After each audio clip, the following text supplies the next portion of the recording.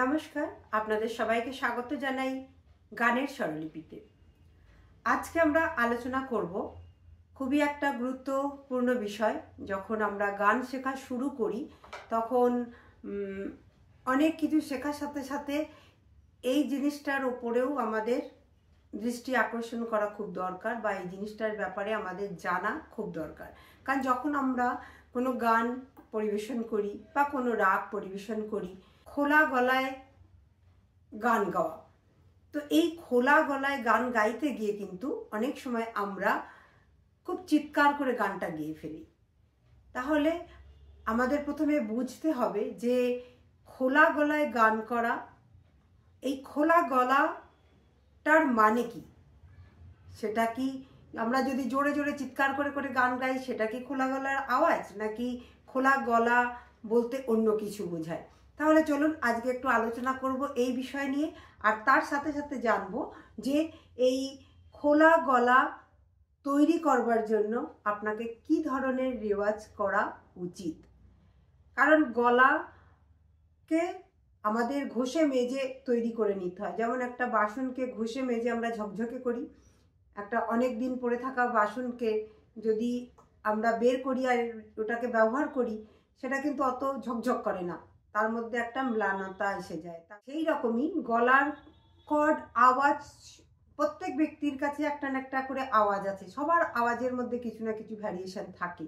কিন্তু যারা গান গাইতে চান বা যারা সিঙ্গার হতে চান, যারা সিঙ্গার আছেন, অবশ্যই তাদেরকে নিয়মিতভাবে গলাটাকে কিন্তু পালিশ করতে হয়, গলাটাকে রেওয়াজ করে মাজতে হয়। যেমন বাসনগুলোকে আমরা ঝকঝক করি, তার জন্য যেমন বেশ রগড়ে জিনিসটাকে পরিষ্কার করি, তেমন আমাদের গলার মধ্যেও কিন্তু অনেক এই ধরনের জাতীয় জিনিস থাকে যেটাকে আমাদের ঘষে মেজে সুন্দর করে সেই ট্র্যাকটা, যেটাকে আমরা বলি ভোকাল পাইপ, এই ভোকাল পাইপটাকে ক্লিয়ার রাখতে হবে।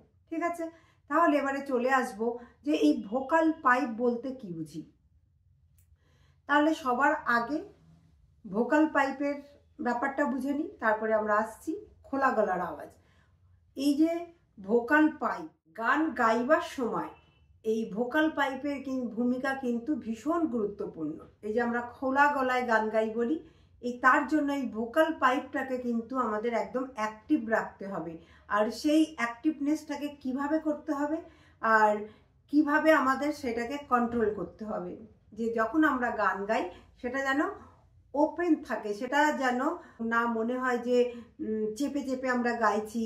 বা অনেক সময় অনেকে গান যখন গান তখন এই দাঁতের মধ্যে আওয়াজটাকে চেপে চেপে বলেন, যেন গলার আওয়াজটা চাপা সুরে বেরোয়। আবার অনেকের কিন্তু এমন হয় যে আওয়াজটা শুনলে যেন মনে হয় কি নাসিকা দিয়ে গাইছেন, মানে সাউন্ডটা কিন্তু একটু নাকি সুরে বেরোয়। তো এই যে গানের আওয়াজের মধ্যে এই যে ডিফেক্টগুলো তৈরি হয়, তার কারণ যে যখন আমরা গান শিখতে শুরু করি বেসিক লেভেল থেকে আমরা ওই জিনিসগুলোকে ধ্যান দিই না, যে কিভাবে আমাদের ভোকাল পাইপটাকে ক্লিন রাখতে হবে, কিভাবে আমাদের ভোকাল পাইপটাকে স্ট্রং রাখতে হবে।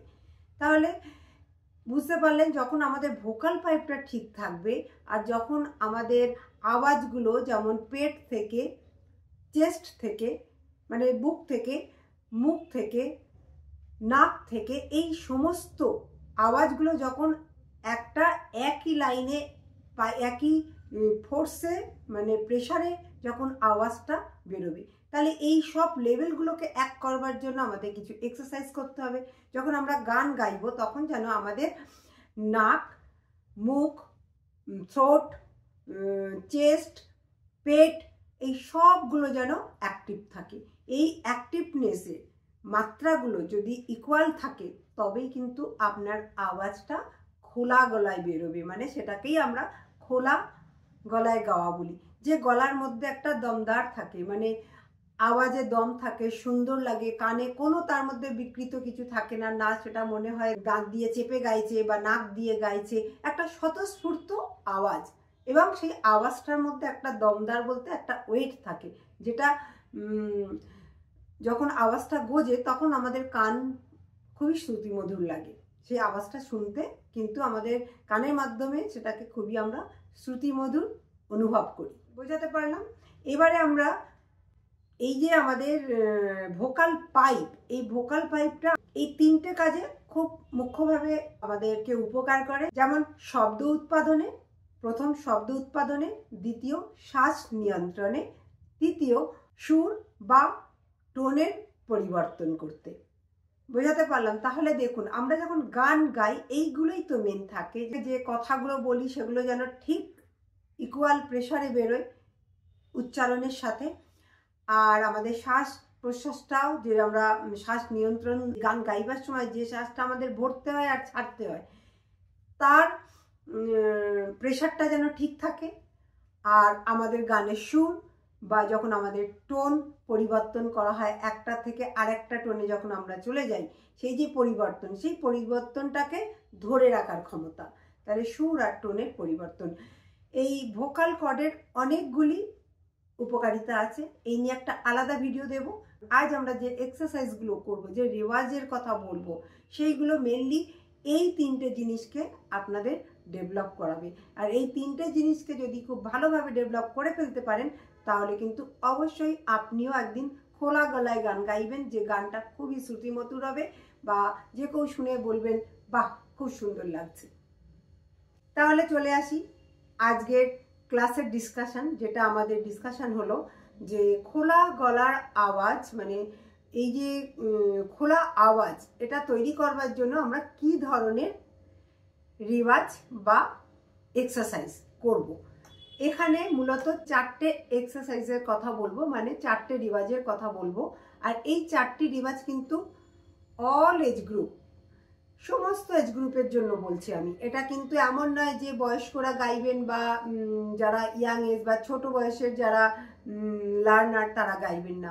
এটি কিন্তু 8 বছর থেকে, যদি মানে আমি কথার একটা প্রভাব ব্যবহার করি, তাহলে 8 থেকে 80 যে আমরা এই কথাটা বলে থাকি, তার মানে 8 থেকে নিয়ে যতই বয়স ঊর্ধ্বে যাক না কেন, সবাই কিন্তু এই রেওয়াজটা করতে পারেন আর করা উচিত। যদি আপনি গান গাইতে চান, তাহলে কিন্তু আর মানে আওয়াজের কোয়ালিটি ঠিক হোক, মিষ্টি হোক, সুরেলি হোক, আর একদম খোলা তৈরি হোক, খোলা আওয়াজ আসুক, সেটার জন্য এই 4টি রেওয়াজ আপনাকে করতে হবে। এই 4টি রেওয়াজ যদি আপনি নিয়মিত করতে পারেন, তাহলে আপনি নিজেই কি পরিবর্তন হচ্ছে বুঝতে পারবেন। আমরা দেখে থাকি যখন ছোট বাচ্চারা গান গায়, তখন দেখবেন তাদের আওয়াজটা খুবই পাতলা থাকে। তার কারণ এই ভোকাল পাইপটা যখন বয়স কম থাকে, তখন সেটা খুবই পাতলা থাকে। তার মধ্যে দিয়ে যে হাওয়াটা প্রবাহিত হয়, মানে সেই হাওয়াটা খুবই একটা পাতলা পাইপের মধ্যে দিয়ে হয়, তাই তার আওয়াজটা পাতলা থাকে। যখন আমরা ধীরে ধীরে বড় হতে থাকি, আমাদের টোন চেঞ্জ হতে থাকে। তার কারণ যে পাইপটা ধীরে ধীরে মোটা হতে থাকে। আর তার ফলে যখন আমরা একটু বড় বয়সে গিয়ে গান গাই, তখন কিন্তু সেই পাইপের মধ্যে দিয়ে যে হাওয়াটা প্রবাহিত হয়, সেটা কিন্তু জোরে প্রবাহিত হয়, কারণ হোলটা বড় হয়ে যায়, পাইপটা মোটা হওয়া যাতে সেই হাওয়াটার প্রেশারটা কিন্তু অনেক বেশি থাকে। সেই জন্য আমাদের গলার আওয়াজটাও বেড়ে যায় আর টোনটাও কিন্তু চেঞ্জ হয়ে যায়। তাহলে বুঝতে পারলেন যে ভোকাল পাইপ কিভাবে কাজ করে। তেমনভাবেই যখন আমরা গান গাই, শ্বাস নিয়ন্ত্রণের জন্য কিন্তু এই ভোকাল পাইপটা খুবই গুরুত্বপূর্ণ, কারণ আমাদের শ্বাস নিয়ন্ত্রণ করছে কিন্তু এই ভোকাল পাইপটাই। তাই রেওয়াজের মাধ্যমে আমাদের এই শ্বাসটাকে যে ধরে রাখার ক্ষমতা, এটাকে আমাদের ধীরে ধীরে বাড়াতে হবে। এটা একদিনে হবে না, বা এটা কারোর জন্মগত থেকে একদম তৈরি হয়ে যায় তেমন নয়। এটাকে নিজের রেওয়াজ, এক্সারসাইজ, বিভিন্ন এক্সারসাইজের মাধ্যমে কিন্তু এই শ্বাস ধরে রাখাটাকে আমাদের বাড়াতে হয়। সবার প্রথমে ওঙ্কারের রেওয়াজ করব, দ্বিতীয় রেওয়াজ করব যেটা মর্নিং রেওয়াজ আমরা বলেছি, যেটা মর্নিং রেওয়াজ বলে, সেই মর্নিং রেওয়াজটাকে আমাদের ফোকাস করতে হবে। আর নাম্বার 3-তে আছে আকারের রেওয়াজ, নাম্বার 4-এ আছে তার সপ্তকের রেওয়াজ। তাহলে চলুন এক এক করে রেওয়াজগুলো বুঝে নিই, কিভাবে আমরা এই রেওয়াজগুলো করব। যখন আপনি রেওয়াজ করবেন, আপনি কোনো তানপুরার সুরে একটা বেঁধে নেবেন, আর কিংবা হারমোনিয়ামে। যারা একদম বিগিনার, শুরুতে সবে 6 মাস, 1 বছর বা 1.5 বছর শিখছেন, আমি তাদেরকে সাজেস্ট করব তারা কিন্তু অবশ্যই হারমোনিয়াম ব্যবহার করবেন। রেওয়াজের সময় যদি আপনি হারমোনিয়াম ব্যবহার করেন সেটা কিন্তু আপনার গলাকে অনেক সাপোর্ট করে। 1 থেকে 2 বছর মতো শেখার পরে আমাদের মোটামুটি একটা স্বর ধারণা হয়ে যায় আর আমাদের গলায় সুরটাও বসে যায়। তাই তখন যদি আমরা তানপুরাতে রেওয়াজ করা অভ্যাস করি সেটাতে আমাদের সুরের বা স্বরের কিন্তু ভুল হওয়াটা সম্ভাবনা কম থাকে। তাই শুরুতে যারা করছেন বা অলওয়েজ আমি প্রেফার করি যে রেওয়াজটা অলওয়েজ এই ধরনের রেওয়াজটা হারমোনিয়ামেই রেওয়াজ করা উচিত। যখন আমরা কোনো রাগের রেওয়াজ করি বা কোনো রাগের অলংকার করছি সেগুলো আমরা একটা সাডেন পিরিয়ড শেখবার পরে তানপুরাতে করতেই পারি, কারণ সেখানে পার্টিকুলার একটা স্বর বাঁধা থাকে আর সেই স্বরের ওপরেই আমাদের যে রাগের চলন থাকে সেই স্বরগুলোকে আমরা প্র্যাকটিস করে থাকি। তাহলে চলুন আজকে সবার প্রথমে যখন আমরা ওমকার প্র্যাকটিস করব তখন কিভাবে ওমকারটা প্র্যাকটিস করবেন, যে স্কেলে আপনারা রেওয়াজ করে থাকেন সেই স্কেলেরই যেটা মন্দ্র সপ্তকের সা, সেই সাটাকে যেমন আমি এটা এ শার্প স্কেলে দেখাচ্ছি, সা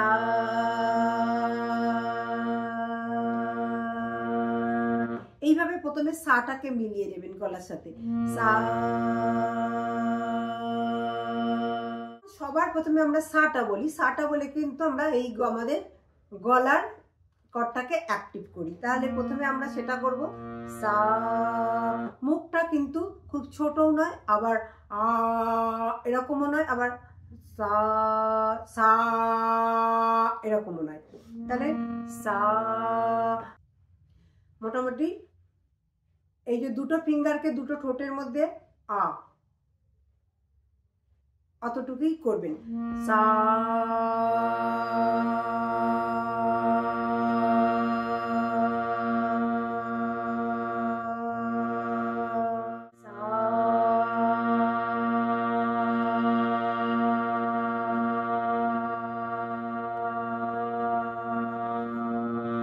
এইভাবে যতক্ষণ আপনি ধরে রাখতে পারবেন আবার ট্রাই করবেন ধীরে ধীরে। একদিনে খুব কষ্ট করে শ্বাস ভরে একদম এইভাবে প্র্যাকটিস করবেন না, সেটা ঠিক নয়।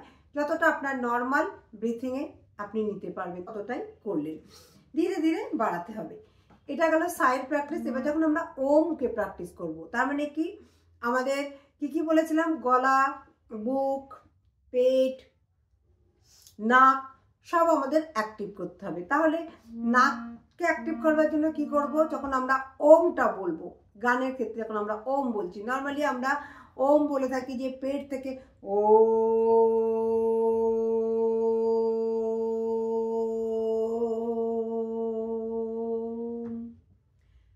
রেওয়াজ থাকে আমরা সাধারণত যোগাসনে এই জিনিসটাই দেখি। এবং পেট থেকে ওম না বলে আপনি ওমটা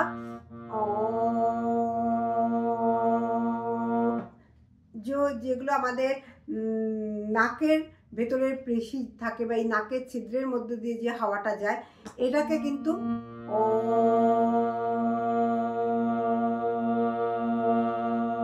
নাকটাকে আমি দেখুন একটু নাকটা প্রেস করে বলবেন, মুখটা খুলে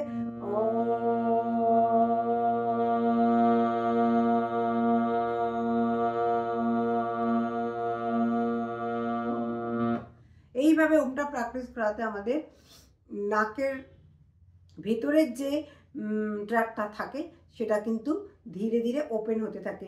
মানে আমরা যখন গান গাই সেই হাওয়াটা যেন যে ভোকাল কর্ডের মধ্যে দিয়ে যে আওয়াজটা আসছে সেটা যেন সব থ্রো থাকে আমাদের। যেমন আমাদের নাক গলা চোখ হয়ে গেলে আমাদের নাকও চোখ হয়ে যায়, বা নাক চোখ হয়ে গেলে গলাও আমাদের প্রবলেম হয়। তাহলে এই ট্র্যাকটা যদি আমাদের ক্লিয়ার করতে হবে, ওয়ান টাইপ অফ এক্সারসাইজ এগুলো রেওয়াজ মানে রোজ যখন আপনি কোনো অলংকার প্র্যাকটিস করবেন তার আগে অ্যাটলিস্ট 5 মিনিট করে এই 4টি রেওয়াজকে রোজ নিয়মিত করুন, তারপরে আপনি অলংকার করুন। যখন আমরা অলংকার প্র্যাকটিস করি সেটা কিন্তু আমাদের এই ভোকাল কর্ডকে এইভাবে কিন্তু প্রত্যেকটা পার্টকে অ্যাক্টিভ করে রেওয়াজটা হয় না। আমরা যখন অলংকার প্র্যাকটিস করি তখন ম্যাক্সিমাম আমাদের আওয়াজটা কিন্তু চেস্ট আওয়াজ, মানে বুক থেকে আওয়াজটা বুক হয়ে গলা হয়ে বেরিয়ে আসে, তা পেট থেকে আওয়াজটা অনেক সময় যায় না। যখন আপনি ওমটা বলছেন তখন কিন্তু আপনি পেটটাকে ভেতরের দিকে রাখুন আর আওয়াজটা কিন্তু নাক দিয়ে বের করার চেষ্টা করুন। ভেতরের দিকে পেটটাকে নিয়ে যান আর নাক দিয়ে আওয়াজটা আমরা বের করব। মুখটা খোলা, কিন্তু নাক দিয়ে আওয়াজটা বের করছি। ও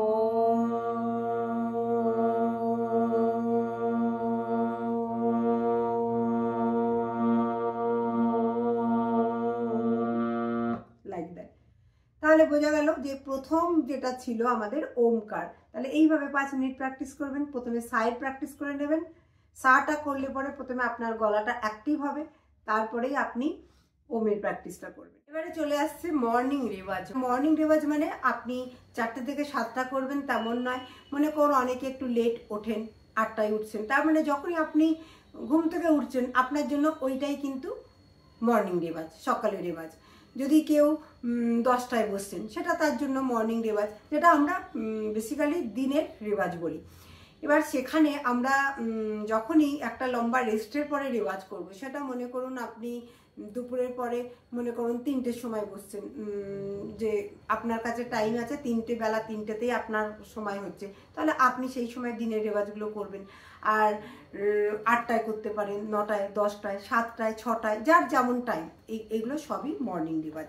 তাহলে যখন মর্নিং রেওয়াজ আমরা করব সেই সময় আমরা কিন্তু খারজের রেওয়াজ করব। খারজ বলতে কি বুঝি আমরা, যে আমাদের মন্দ্র সপ্তকের সা, এই যে মন্দ্র সপ্তকটা যেটা আমরা মন্দ্র সপ্তকের রেওয়াজ করব, আর আমরা মধ্য সপ্তকের পা পর্যন্ত। তাহলে আমাদের এই যে মর্নিং রেওয়াজের যে এরিয়াটা কতটুকু থাকলো, পুরো মন্দ্র সপ্তক যতটা আমরা নিচে যেতে আওয়াজটাকে নিয়ে যাব, আর মধ্য সপ্তকের পা পর্যন্ত। এবার একটা প্রশ্ন এটা হয় যে যখন আমরা হারমোনিয়ামে বাজাই, মনে করুন কেউ জি শার্পে গাইছেন, তাহলে তার জন্য তিনি সা নি ধা পা মা গা, গা পর্যন্ত আপনি পাচ্ছেন, তাহলে আপনি অতটুকুই প্র্যাকটিস করবেন। কিংবা যখন আমরা খারজের প্র্যাকটিস করি, মানে মন্দ্র শব্দকে প্র্যাকটিস করি, যারা মনে করেন জি শার্প স্কেলে গান, তারা চাইলে 1টা বা 2টো স্কেলকে বাড়িয়ে নিতে পারেন মন্দ্র সপ্তকের জন্য। কারণ যদি আপনি মনে করুন সি শার্পকে আপনার মন্দ্র সপ্তকে সা ধরে নিলেন, তাহলে যদি আপনি সা নি ধা পা মা গা রে সা পুরো সপ্তকটা পাচ্ছেন।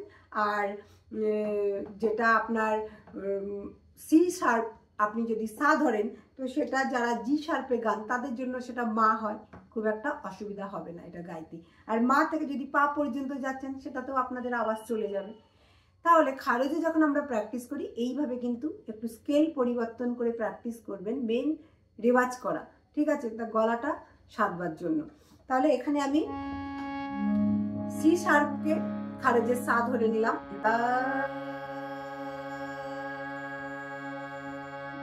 সা নি ধা পা মা গা রে সা, সা রে গা মা পা ধা নি সা,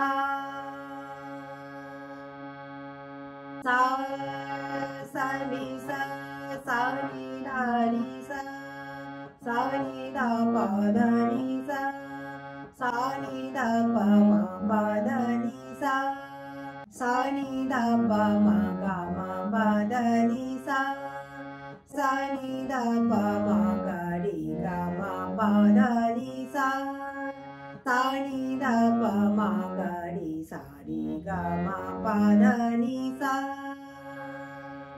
সা নি ধা পা মা গা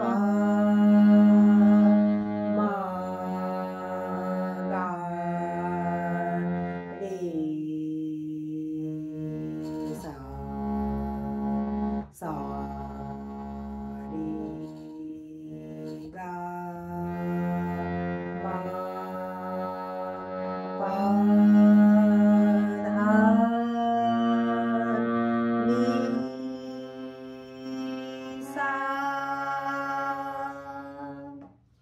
এইভাবে আপনি কতগুলো অলংকারকে ডেভেলপ করে নিয়ে একটা একটা স্বর ধরে ধরে প্র্যাকটিস করবেন। আরও আপনি এর মধ্যে বিভিন্ন ধরনের অলংকারকে প্র্যাকটিস করতে পারেন। আমি একটা দুটো এক্সাম্পল দেখালাম। সেম এদিকে আমরা পা পর্যন্ত যাব। সা সা রে গা মা পা পা মা গা রে সা সা সা রে সা সা রে গা রে সা সা রে গা মা গা রে সা সা রে গা মা পা মা গা রে সা সা রে গা মা পা পা মা গা রে সা সা রে গা মা পা পা মা গা রে সা সা রে গা মা পা পা মা গা রে সা নি দা পা মা গা রে সা নি গা মা পা দা নি সা রে গা মা পা। তো এইভাবে দুটো আলাদা আলাদা স্কেলকে প্র্যাকটিস করে নিয়ে এইবারে মন্দ্র সপ্তকের একদম মন্দ্র সপ্তকের সা থেকে নিয়ে মধ্য সপ্তকের পা পর্যন্ত এই রেঞ্জটার মধ্যে এবারে ধীরে ধীরে বাড়িয়ে আপনাদের বিভিন্ন ধরনের অলংকারকে প্র্যাকটিস করতে পারেন। এইটাকে বলা হয় মর্নিং রেওয়াজ। এইটুকুর মধ্যে আপনারা খুব ভালোভাবে বিভিন্ন ধরনের রেওয়াজ অলংকারে প্র্যাকটিস করতে পারেন। এরকম ছোট ছোট যে কোনো যা আপনারা প্র্যাকটিস করে থাকেন সেটাকে এইটুকু রেঞ্জের মধ্যে করবেন। এবারে চলে আসছি আকারের অলংকার। এবারে আকারের অলংকারে আপনাকে মুখটা কিন্তু আ করে মুখটা খোলা রাখতে হবে। দুটো ফিঙ্গার দুটো ঠোঁটের মধ্যে দিয়ে আপার লিপ আর লোয়ার লিপের মাঝখানে দুটো ফিঙ্গারকে দিয়ে আপনি ওই মোটামুটি একটা আন্দাজ পেয়ে গেলেন, কতটা আমাদের খোলা রাখতে হবে। তাহলে সেখানে আমরা কিভাবে প্র্যাকটিস করব আকারে, যেমন মনে করুন একটা অলংকারের এক্সাম্পল দিচ্ছি। আপনারা এখানে আমরা মধ্য থেকে তার সপ্তকের সা পর্যন্তই থাকবো। যেমন সা রেগা রেগামা খুবই কমন একটা অলংকার। আ আ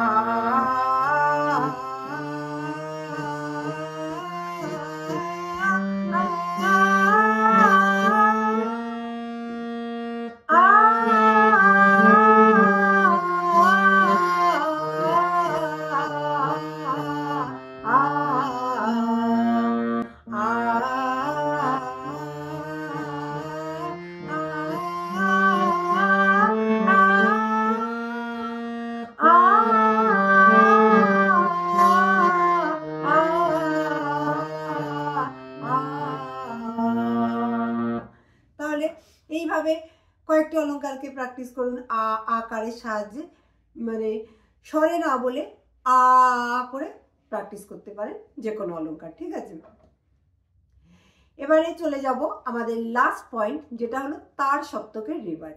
তাহলে তার সপ্তকের রেওয়াজে পৌঁছাবার আগে কিন্তু আপনাকে এই তিনটি রেওয়াজকে অতিক্রম করতে হবে।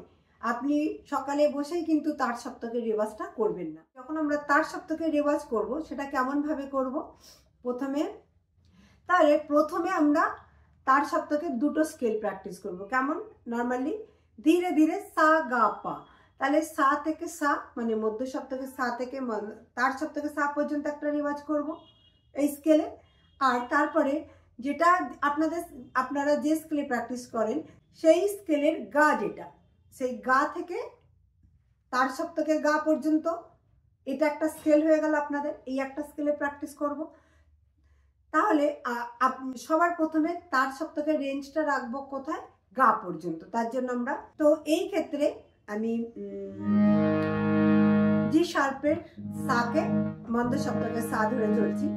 জি শার্পে যদি আপনারা যেই স্কেলে প্র্যাকটিস করুন না কেন, এই স্কেলটাতে যদি কমন একটা প্র্যাকটিস করেন তাহলে কিন্তু সুবিধা। যারা মেল ভয়েসে আছেন, যারা জেন্টস, তারা নর্মালি সি শার্প ইউজ করে থাকেন, তারাও একটা দুটো স্কেল ডাউন করে নেবেন। যেমন এ শার্প থেকে নিতে পারেন কিংবা সি থেকে নিতে পারেন, যেটা আপনাদের পা থেকে তার সপ্তকের পা পর্যন্ত পৌঁছাতে সুবিধা হবে। কারণ সকালের দিকে আমাদের আওয়াজটাকে ধীরে ধীরে বাড়ানো দরকার। তাই যদি মনে করুন আমি এ শার্প থেকে গাই, এ শার্পের স্কেল থেকে যদি প্র্যাকটিস করি তাহলে আমাকে তারে অনেকটা উপরে জাম্প করে চলে যেতে হবে। তা সেটা গলার জন্য সবসময় ঠিক হয় না। তাই একটু আমি স্কেল ডাউন করে নিলাম, যাতে ওই পা থেকে পা স্কেলটা আমার জন্য স্মুথ থাকে মর্নিংয়ে রিওয়াজের জন্য। যদি আমি সন্ধেবেলায় রিওয়াজ করব, তখন কিন্তু আমি আমার অরিজিনাল স্কেলেই রিওয়াজ করব। সা রে গা মা পা ধা নি সা সা রে ধা পা মা গা রে সা আ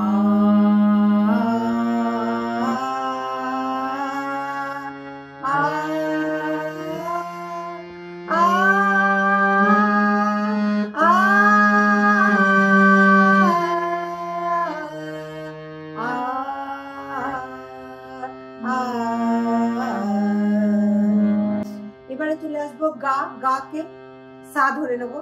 এবারে গা থেকে গাইবো, সেটা হয়ে যাবে সি স্কেল। তাহলে সি স্কেলে আমরা সা থেকে তার সপ্তক সা পর্যন্ত যাব।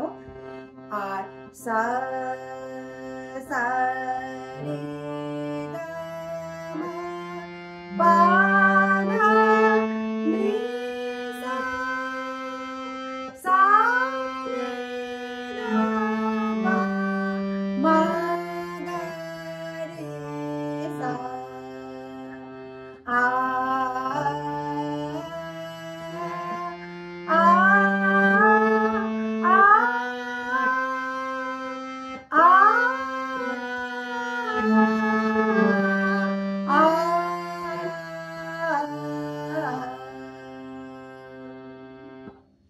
এইভাবে দুটি স্কেলে আমরা প্র্যাকটিস করব তার সপ্তকের জন্য। একটা যেটা আপনাদের স্কেল, সেই অরিজিনাল স্কেলের সা থেকে, আর আপনাদের মধ্য সপ্তকের যেটি গা, সেই গা থেকে একটা স্কেল। যারা এ শার্পে প্র্যাকটিস করছেন, তাহলে এ শার্পে প্রথমে সা লাগিয়ে প্র্যাকটিস করব, তারপরে আমরা স্কেল ডি থেকে আবার একটা সা থেকে তার সপ্তকের সা, এই দুটো রেঞ্জে প্র্যাকটিস করব। তাহলে কি হবে যে আমাদের গলাটা ধীরে ধীরে এই যে থ্রোট থেকে আওয়াজ বেরোনো, যে চেস্ট থেকে ধাক্কা দিয়ে যে আওয়াজটা আমরা বের করছি, এই প্রসেসটা আমাদের থ্রো হয়ে যাবে। তাহলে এইভাবে ধীরে ধীরে আমাদের পেট, বুক, গলা, নাক, এই সবগুলোকে অ্যাক্টিভ করতে হবে আমাদের এই 4টি রেওয়াজের মাধ্যমে।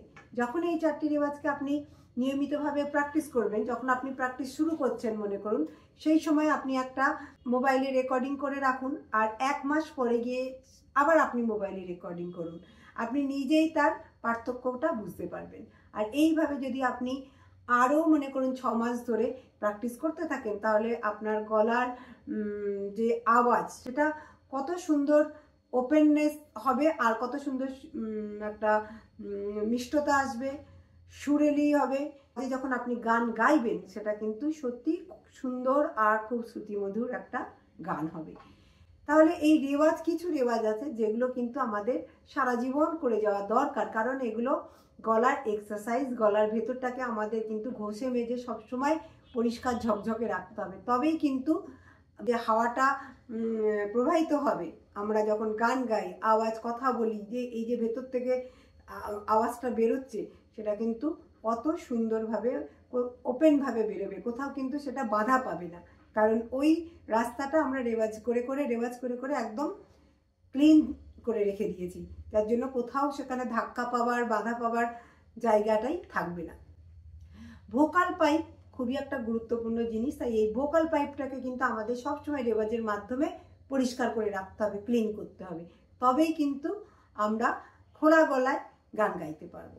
তাহলে বোঝাতে পারলাম যে খোলা গলায় গান গাওয়া মানে কি হয়, আর কিভাবে আপনি খোলা গলায় গান গাইবার জন্য রেওয়াজ করবেন।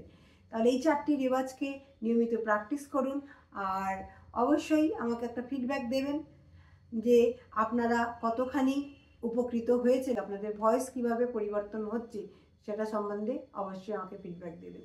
তাহলে আজকের ক্লাস এত পর্যন্ত, আবার দেখা হবে পরের ক্লাসে কোনো নতুন টপিক নিয়ে হাজির হয়ে যাব। ভিডিওটি যদি ভালো লাগে তাহলে অবশ্যই লাইক করুন, শেয়ার করুন। তাকি অন্যরাও এটা থেকে উপকৃত হতে পারে। ভালো থাকবেন, সুস্থ থাকবেন। আবার দেখা হবে পরের ক্লাসে। ধন্যবাদ।